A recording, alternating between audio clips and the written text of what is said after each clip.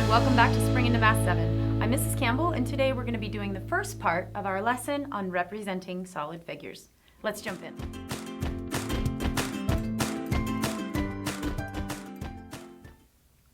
Let's start with a quick review. So solid figures are three-dimensional figures that have height, width, and length. Notice there are some parts we can see and some parts that we can't see. So what would we do if we wanted to see the whole figure? That's what we're going to be talking about today. So if we wanted to see the entire figure, we would need to draw a representation of the figure that's two-dimensional.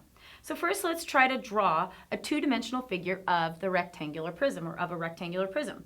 So there's four sides to the base of a rectangle, so we know that there's going to be 6 faces. And that's what it would look like. So next, let's look at the square pyramid. So to draw a square pyramid, try to think about its parts and how it might look if it were unfolded. Okay, if the base is going to be a square, and you can see that there at the bottom, and there are 4 triangles on the sides, we can unfold it kind of from the vertex down, kind of flopping it open. All right, and finally, let's look at the cylinder. The 2 bases of a cylinder are circles. The middle space is a rectangle that is kind of wound up around the edges of the circle ends. And taken apart, it would look like this here at the bottom, a rectangle with 2 circles, one on the top and one on the bottom at either side. All right, a two-dimensional representation of a solid figure is called a net. You might want to write that definition down because we're going to be talking about it a lot over the next few lessons. And here's an actual definition. A net is a visual way of drawing a solid figure so that all of the parts of the figure can be seen and measured. All right, let's also talk about top, side, and front views of solid figures. So nets allow us to see the top, the bottom, and the sides of a solid figure all at once. We can also get a sense of a solid just by drawing its side, front, and top views. And these are like pieces of a net without having to draw the whole net. So let's look at a real life example of something in this arena. So as with nets, we need to use our imagination to draw the side, top, and front view.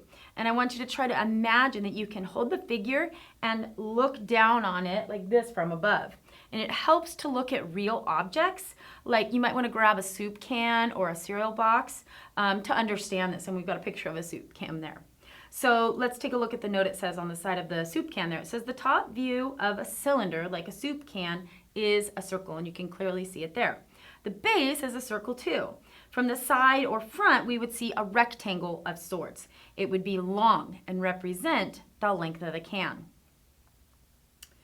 Okay, let's talk about a cereal box. So we can think of a cereal box given its geometric properties. It's a rectangular prism when you really think about it. And we know that these are made up of rectangles, and we would see a rectangle from each view of a cereal box. And the position of the rectangle would change depending on the view. Look at the top view, it's a little bit smaller. The side view is longer and skinnier, and then the front and the back is wider and also tall. Now, cones can be a little bit tricky.